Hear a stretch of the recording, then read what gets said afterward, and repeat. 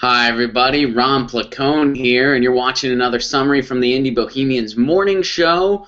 We got back on the air today. I was on vacation last week, and it was a fun time. Got to go to the beach, got to get some sun. At night, I was at the Comedy Cabana in Myrtle Beach, so it was a pseudo vacation. It was like a half vacation, if you will. During the day, I was on vacation. At night, I was still doing my thing at the comedy clubs, but it was great. Got a lot of sun, but happy to be back on the air.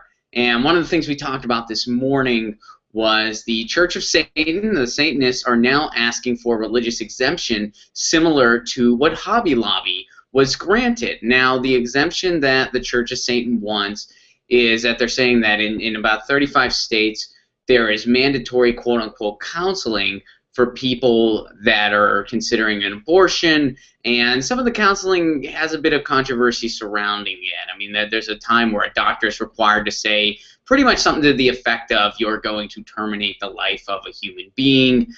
Some people will say it's a very, very kind of guilt-ridden type rhetoric, and it has an amount of controversy. So the Church of Satan says, well, look, these things that you're saying to these people, there's some controversial lines here. This is not in line with our religious narrative, so we should be given an exemption. People should be able to be exempt from this, this quote anti-choice rhetoric, and they want it to apply to Satanists and non-Satanists alike too. They want non-Satanists to be able to be exempt from this as well. Now, of course, this is the response that we were going to see whenever what happened to Hobby Lobby happened. We were like, well, the floodgate's been open now. Now there's going to be all kinds of different faiths and different religions that are going to want their exemptions for various things. That floodgate was open because the Hobby Lobby ruling essentially said that, yes, a corporation can hold religious beliefs. It's the religious freedom, or however you want to phrase that,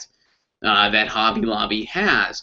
So here's what's interesting to me, first and foremost. When you take the Hobby Lobby thing and the Church of Satan thing, it's interesting that the Church of Satan thing is actually something that could potentially help people. The whole, I mean, when someone is going through potentially getting an abortion, it is one of the most difficult decisions they will ever make in their life. It's not an easy decision. It's a very heartbreaking decision. A lot of people feel like they truly have no choice. And that's why, you know, it's called pro-life, it's called pro-choice. You're not going to hear anything that's pro-abortion, because it's not like people are like, yeah, let's get an abortion now. No, it's that it's a medical procedure that some feel people have the right to.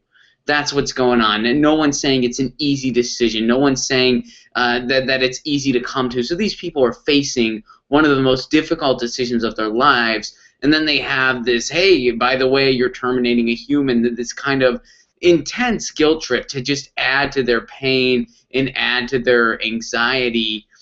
So by saying, you know what, people should be exempt from this, if people feel strongly that this isn't in line with what they believe, and that it's essentially a pseudoscience you're preaching to these people, you don't have a right to do that, that could help a lot of people. Meanwhile, the whole Hobby Lobby thing didn't help anybody. It really did. It just wanted to take stuff away from people.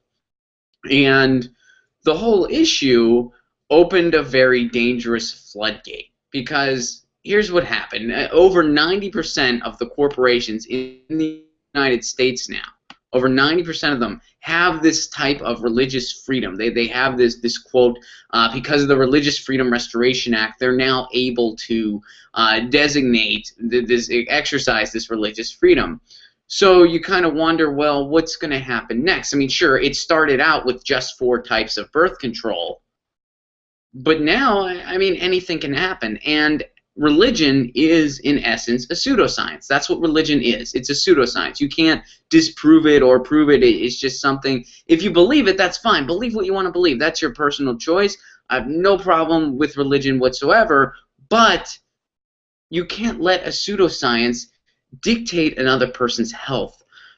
Not to mention, a corporation is not a person. It's a separate entity. So just the fact that a corporation has religious liberty just goes against the very idea of what a corporation is. It's a separate legal entity to distance itself from the person. So that right there is a total contradictory, but we've already talked about that. What the issue is at here now is that you're letting this religious narrative, a pseudoscience dictates someone's health. An employer in an employer-based healthcare system has no right to really do that. And the Church of Satan is kind of it's sort of a fringe taboo religion. A lot of people are kind of off-put just by the name itself. So now maybe they're going to shine a little light on that, and that's why I think this is actually kind of a good thing. I think the Church of Satan, they have this stigma attached to them. When they come out and say, hey, well, we want an exemption for this, maybe people are going to be like, gee, maybe we shouldn't let religion dictate different assets of healthcare and different assets of medical care. Maybe this is overreaching. Maybe this is something that a corporation is not a person, and we should keep religious beliefs out of stuff like this, because where's it's going to stop? You know, I mean, certain religions don't acknowledge blood transfusions; they're against that. Certain religions are against psychiatry. There's a lot of different things there, and so, well, where is the line going to be drawn? I think right now, because of the dangers of that Hobby Lobby ruling, we don't really know the answer to that. But I think maybe if the Church of Satan can kind of use the kind of stigma surrounding them, the kind of taboo nature surrounding them, to raise that type of awareness and to get people thinking in that mode, not thinking like, oh, well, it's only certain types of birth control and it's their right because it's their company, like thinking in the set of, well, no, it's a little different than that. They chose to set up a separate legal entity. That legal entity does not go to church. It does not have religious beliefs. It is separate from that. I think to kind of steer the conversation in that direction, we might be able to maybe stop some of the damage that's been caused and stop future damage from being caused because of this Hobby Lobby ruling. So it's interesting to see what the Church of Satan has just kind of brewed up here, and it's keeping the conversation going on this issue, which is a very kind of complex one, and one that I think we open the floodgate for a lot of dangerous stuff to happen, and maybe just because the Church of Satan, it has this taboo nature about it, even though what they're proposing actually would help a lot of people. That's the ironic thing. Like their proposal actually would help a lot of people, whereas, you know, Hobby Lobby's thing, the quote-unquote Christian initiative, actually doesn't really help anybody. But so that's kind of an interesting paradox there. But we'll see where all that goes, and that was something we talked about a lot on the morning show. Good to be back on the air, and this is Ron Placone signing out.